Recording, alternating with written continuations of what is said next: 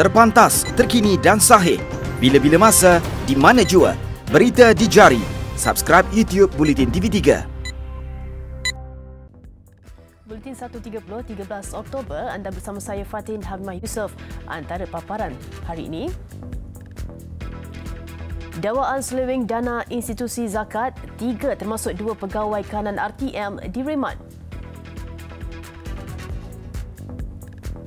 Penduduk Hulu Langat sekali lagi berdepan gangguan bekalan air.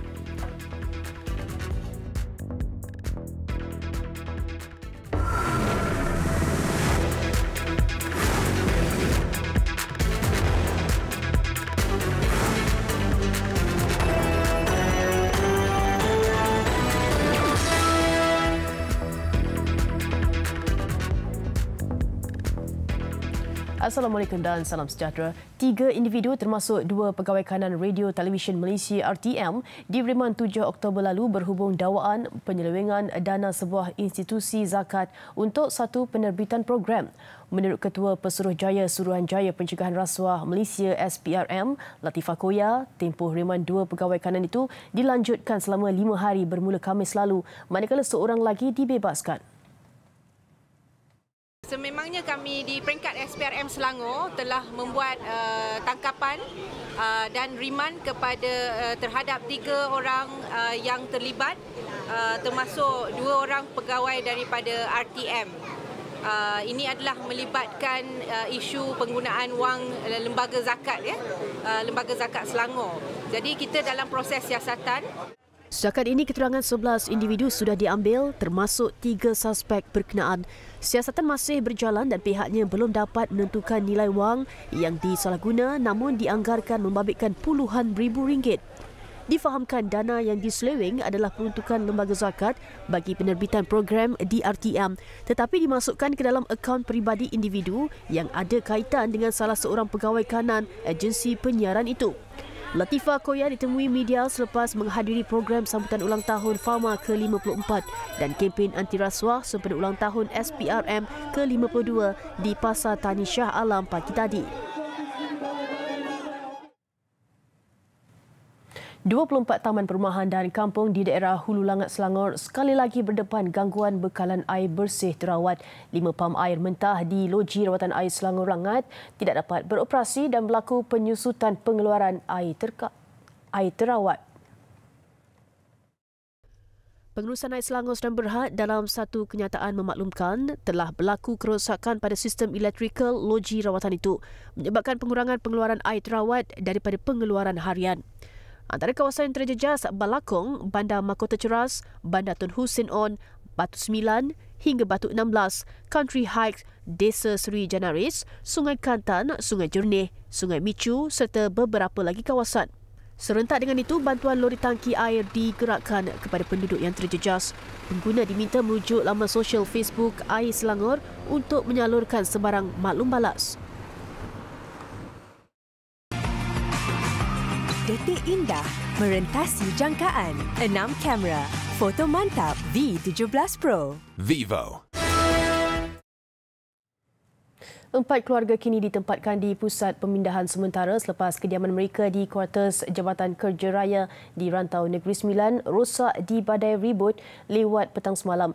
Semua 13 mangsa kini ditempatkan di Balai Raya Kampung Linsum yang dibuka pada jam 1 pagi tadi. Timbalan Pengarah Angkatan Pertahanan Awam Negeri Sembilan, Major Muhammad Rohaidi Halim berkata, kejadian hujan dan angin kencang berlaku pada 3 petang semalam. Beberapa rumah mengalami kerosakan atap dan 4 daripadanya pula rosak teruk dan penghuninya diarahkan berpindah. Turut rosak Dewan Sekolah Menengah Kebangsaan Rantau yang akan digunakan sebagai pusat peperiksaan sijil pelajaran Malaysia SPM. Setakat ini situasi terkawal dan kerja-kerja pemantauan terus dilakukan.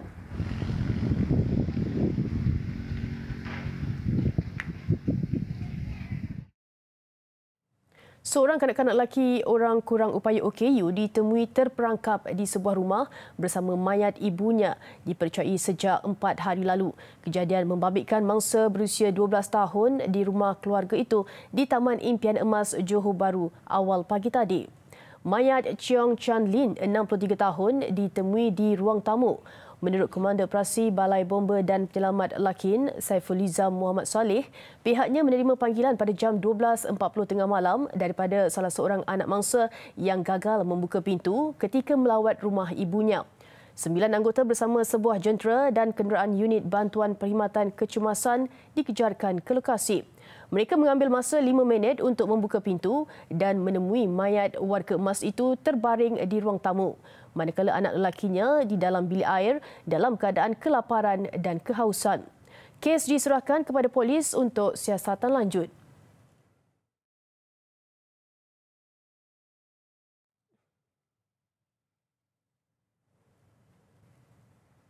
Kerajaan Negeri Johor yakin masalah kesesakan di Tambak Johor dapat dikurangkan menerusi peruntukan RM85 juta yang diumumkan pada pembentangan Belanjawan 2020. Esko Johor Solihin Badri berkata, komitmen bagi menaik taraf kemudahan itu perlu diteruskan setiap tahun bagi tujuan penyelesaian jangka panjang. Beliau yang juga Exco Kerja Raya Pengangkutan dan Infrastruktur Johor berkata fokus keutamaan penambahbaikan itu termasuk di laluan bas, kereta, motor serta pengangkutan awam. Meningkatkan kecekapan sistem, membaiki kemudahan infrastruktur pengangkutan serta penguatkuasaan. Tiga komponen ini penting untuk memastikan masalah kesesakan yang berlarutan dan semakin buruk dari tahun ke tahun dapat diatasi.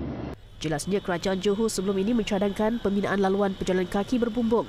Kos bagi pembinaan laluan lebih 1 km itu dianggarkan RM15 juta dan telah dipersetujui Perdana Menteri Tun Dr. Mahathir Mohamad ketika dalam satu mesyuarat. Inisiatif lain ketika ini termasuk menyediakan laluan khas untuk bas pekerja ke Singapura dan bas persiaran di Kompleks Custom, Immigration dan Kuarantin CIQ Bukit Cagar bermula 16 Oktober ini.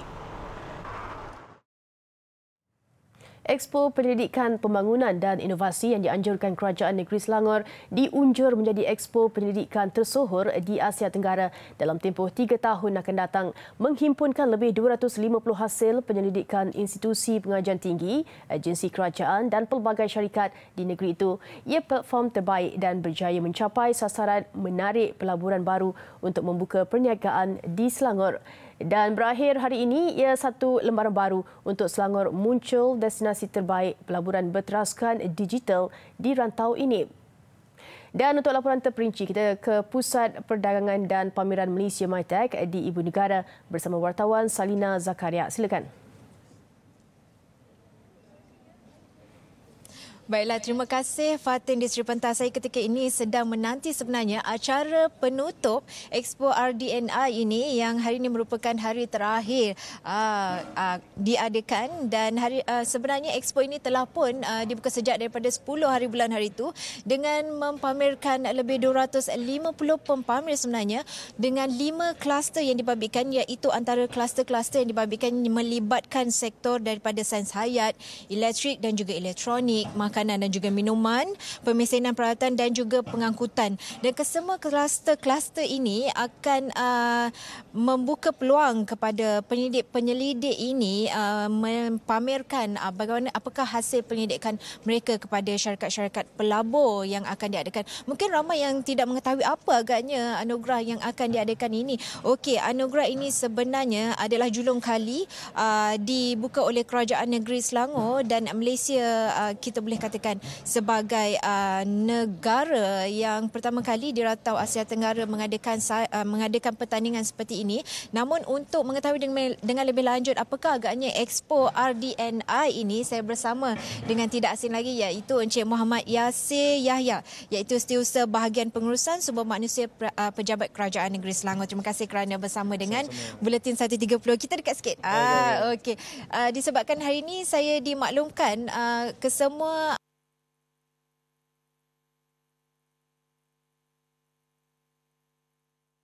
syarikat dan juga pihak IPT akan menerima anugerah ini daripada Menteri Besar Selangor merebut geran RM50,000. Okey, apakah agaknya sasaran so far sepanjang 3 hari ini? Sebenarnya hasrat utama kerajaan negeri melaksanakan program penyelidikan ini adalah untuk memberi ruang dan peluang kepada pihak-pihak universiti dan juga pihak-pihak penyelidik dalam memperkenalkan inovasi yang telah ada di universiti. Berdasarkan pandangan yang kita dapati kebanyakan hasil yang ada di universiti ini tidak dapat dipasarkan di pasaran komersial, sama ada disebabkan kurangnya peringkat pemasaran yang dilaksanakan di peringkat universiti. Jadi dengan pelaksanaan Expo hari ini kita dapat menemukan antara pihak-pihak yang terlibat secara langsung dalam bidang pengomersialan dan juga pihak penyelidik dalam menjadi satu tempat pertemuan untuk mereka memperkenalkan semua produk-produk ataupun hasil selidikan untuk dipenangkan kepada pasaran. Di sini juga sepanjang tempoh hari ini kita ada dipanggil sebagai business matching antara pihak universiti dan pihak pelabur, di mana setakat ini kita dah ada 29 aktiviti yang di mana dalam melalui business matching ini melibatkan hasil lebih kurang 11.3 juta. Yang di mana kebanyakan syarikat yang masuk ini akan memberi grant secara langsung kepada pihak universiti. Okey, sedikit saya nak minta soalan kan. Mungkin ramai tanya untuk acara pada jam 2 petang ini. Apakah anugerah inovasi ini? Bagaimana peserta ini akan masa hadapan mereka selepas daripada pertandingan ini? Okey, selepas ini kita akan mengeluarkan hasil di mana kita akan mengeluarkan indeks kepada semua peserta-peserta yang ada, peserta-peserta Expo.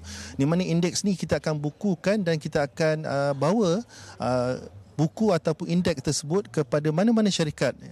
Sekiranya kerajaan negeri ada mengadakan expo di luar negara, kita akan cuba bawa indeks ini bersama-sama untuk kita perkenalkan kepada semua pihak. Terima kasih Encik Yasir. Walaupun short, walaupun pendek sedikit akan tetapi memberikan informasi banyak kepada kita semua. Jadi itu sahaja, nampaknya hari ini merupakan hari terakhir. Mungkin anda tidak berkesempatan untuk datang ke sini, tidak apa. Mungkin anda boleh layari email dan juga ikuti Facebook daripada Menteri Besar Selangor sendiri untuk melihat apakah perkembangannya. Dan petang ini nanti ada satu sesi menandatangani memorandum persefahaman antara Kerajaan Negeri Selangor dan juga syarikat Holding Sdn Bhd dan syarikat Shazi Innovation Solutions Sdn Bhd, iaitu sebuah syarikat daripada luar negara, dan itu adalah salah satu pencapaian yang amat membanggakan. Dan itu sahaja yang dapat saya laporkan kembali kepada anda, Fatin. Baik, terima kasih Selina. Selamat bertugas.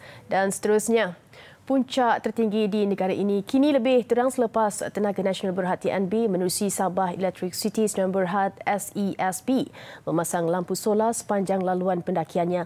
Kemudahan itu dari laluan di Kiau View sehingga paras ketinggian 3,800 meter menghampiri puncak ikonik negeri di bawah Bayu. Ikuti laporan Fairuz Yazim menerusi program pencahayaan Gunung Kinabalu.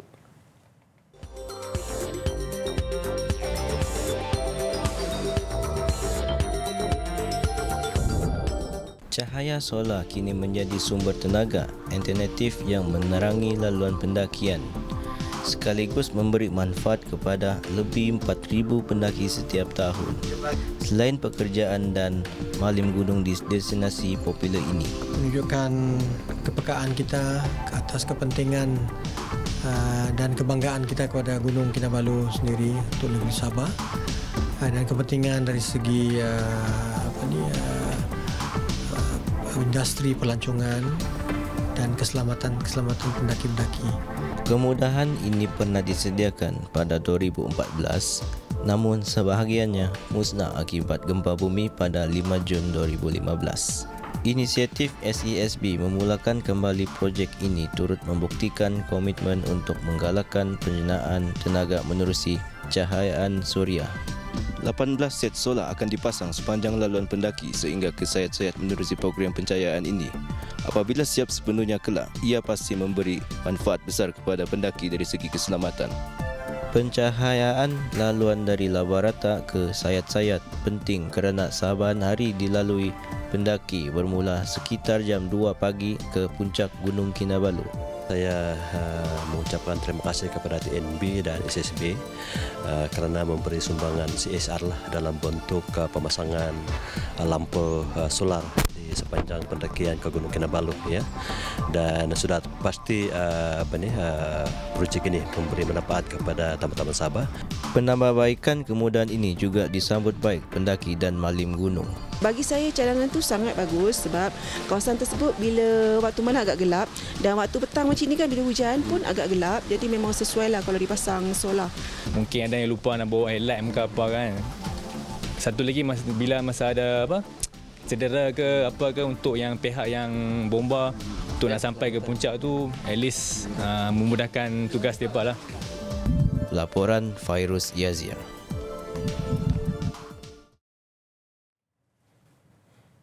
Tiada bakat bukan penghalang, yang penting mempunyai keyakinan dan kemampuan diri. Itu yang menjadikan program realiti hiburan TV3 I Can See Your Voice musim ketiga meraih sambutan di luar jangkaan. Apatah lagi program memberi peluang kepada mereka yang berminat dalam bidang nyanyian namun tidak pernah mempunyai pengalaman untuk menzahirkan impian itu. Cerita zaman dulu, bagado garai tanah, dia laga ayam, bukan kepunyaannya. Cerita zaman sekarang, kaya guna duit orang, akhirnya pecah tembelang. Hari ini tak buka, kata mampu bayar sekupang pang ala kazam, bu amai-amai belalang kumpul-kumpul. Seawal jam 6 pagi lagi, ratusan peserta tidak melepaskan peluang untuk mencuba nasib. Beratur di luar pekarangan Sri Pentas untuk sesi uji bakat yang bermula sekitar jam 9 pagi. Ada yang datang dari Perlis, Johor, juga Sabah dan Sarawak. Sebab memang nak try, rasa macam diri boleh buat. Confident lah. Saya daripada Johor, datang sini dah 2 hari, beratur, tengah panas, sanggup. Datang dari jauh semua mata untuk benda ni. Menarik dan uniknya program ini adalah kreativiti setiap peserta yang perlu bijak untuk memperdayakan penonton untuk lakonan mereka ketika menyampaikan lagu terpilih untuk terus kekal di pentas program. Datang I Can See Your Voice sebab dah minat lama dah, baru tahu audition. Datang tadi dalam lepas subuh sampai ni dalam pukul 7 lah. Dah beratur dari tadi. Kenapa nak masuk rancangan ni? Saya sebab minat nyanyian dan saya nak cuba kembangkan bakat saya lah. Ni cari platform lah untuk lagi cepat kan, untuk kita tunjuk something yang kita ada tu. Sesi uji bakat mempunyai 2 pusingan. Peringkat saringan bagi memastikan mereka layak mendapat borang uji bakat atau tidak.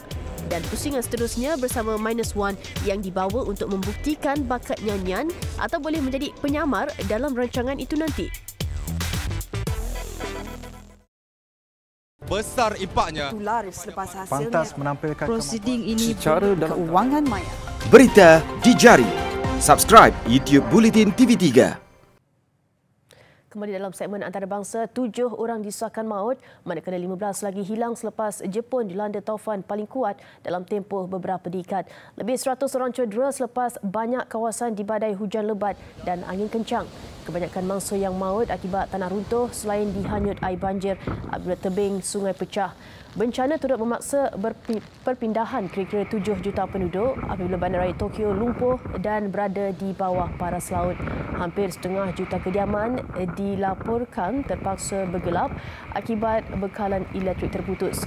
Dalam hal itu, pihak berkuasa menggesa penduduk supaya bersedia kepada arahan berpindah yang mungkin dikeluarkan membabitkan 5.9 juta orang di 17 wilayah. Taufan dijangka bergerak ke bahagian laut petang nanti.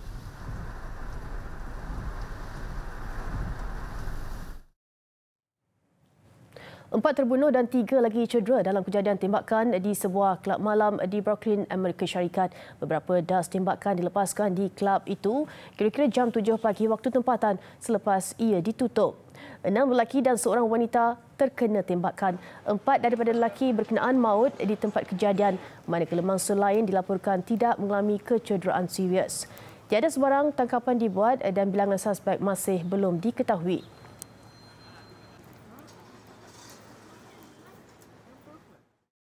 Besar impaknya. Laris selepas hasilnya. Pantas menampilkan prosiding ini secara dalam keuangan maya. Berita di jari. Subscribe YouTube Bulletin TV3. Kita ke laporan sukan. Johor Darul Ta'zim 2 mencipta sensasi tersendiri selepas berjaya menjulang Piala Cabaran 2019 menewaskan Universiti Kebangsaan Malaysia UKMFC dalam aksi final kedua semalam. Terikat 1-1 dari segi agregat perlawanan yang berlanjutan sehingga penentuan sepakan penalti menyaksikan Nasib lebih menyebelahi JDT 2 yang memenangi perlawanan menerusi keputusan 6-5. Dan pastinya kekecewaan buat UKM terpaksa melepaskan kejuaraan buat kali kedua berturut-turut. Berbekalkan kemenangan 1-0 pada pertemuan pertama di Pasir Gudang minggu lalu, nyata ia bukan jaminan Johor Darul Ta'zim 2 JDT 2 boleh berasa selesa ketika bertandang ke Stadium Bola Sepak Kuala Lumpur di Ceras menentang Universiti Kebangsaan Malaysia UKMFC. Walaupun berjaya menguasai permainan sejak dari awal, namun kekentalan pertahanan UKM nyata sukar dimelosi untuk aksi 45 minit pertama berkesudahan dengan kedudukan 0-0. Bersambung selepas rehat, UKM dilihat mula mengimbangi permainan dan UKM akhirnya lega apabila berjaya membuka jaringan pada minit ke-82, gol hasil sentuhan Mati Roskam. Kekal 1-0 tamat 90 minit permainan, satu sama menerusi agregat, bermakna perlawanan diteruskan dengan aksi tambahan masa. Bagaimanapun ia tidak dapat menjelmakan pemenang mutlak memasa pemenang ditentukan menerusi sepakan penalti. Memang aksi yang menebarkan apabila Muhammad Akmal Mat Zahir, Muhammad Bakiuddin dan Asnan Ahmad gagal menyempurnakan sepakan buat UKM FC. Dan peluang yang terhidang dimanfaatkan Fadil Syaz yang muncul wira menjadikan gol kemenangan buat JDT 2 untuk keputusan penuh 6-5. Ini gelaran juara pertama JDT 2 dalam saingan Piala Cabaran, namun kekecewaan kali kedua berturut-turut buat UKM selepas turut kecundang di pentas akhir musim lalu.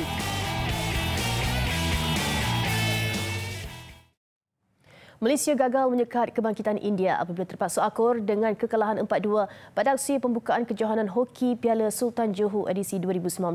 Kelebihan 2-0 yang dicipta pada suku pertama gagal dipertahankan skuad kendalian Nur Saiful Zaini Nasiruddin menyaksikan Malaysia berputih mata gagal meraih sebarang mata. Aksi pembukaan Malaysia menentang India di Stadium Hoki Taman Daya berlangsung sengit sejak dari awal lagi dan Malaysia di bawah kendalian jurulatih Nur Saiful Zaini Nasiruddin bermula baik apabila mencipta jaringan pembukaan menerusi Muhammad Syafiq Hassan pada minit ke-8. Seminit berselang, Malaysia menggandakan jaringan, kali ini hasil gol sudut penalti Muhammad Hafizi Zainuddin untuk kedudukan semasa 2-0. Bersambung suku kedua, kebangkitan mula dipamerkan India yang merapatkan kedudukan menerusi pukulan penalti Rahul Rajba minit ke-19 dan kedudukan kembali seimbang selepas Pratap Lakra menyempurnakan pukulan sudut penalti pada minit ke-33. 6 minit berselang, giliran India pula di depan selepas Shilanat Lakra pula menjadikan gol sudut penalti dan India terus ceria mencipta kebangkitan sensasi apabila Uttam Singh melengkapkan kemenangan 4-2 hasil gol padang di penghujung permainan. Perlawanan kedua hari ini, India dijadualkan bertemu New Zealand sementara Malaysia akan menentang Australia. Quite difficult nak explain kenapa, tetapi saya rasa because kita tak dapat game, many of these players tak dapat game temperament untuk international level saya rasa lah. Ini semua tim ni yang datang sini dia quite fast and then speed game tu perlu ada. Dan saya tak nampak pemain saya ada benda ni lah untuk dalam masa seminggu ni. So kita memang kena kerja lebih kuat lah. Besok saya rasa lebih sukar untuk kita sebab Australia nampak lebih kuat daripada India and other team. Baik, setengah jam bersiaran Buletin 1.30 berhenti di sini. Sebelum berpisah, saksikan kepelbagaian hasil seni yang dipamerkan di sebuah muzium di New York. Saya Fatin Hamid Yusof. Salam hormat dan Assalamualaikum.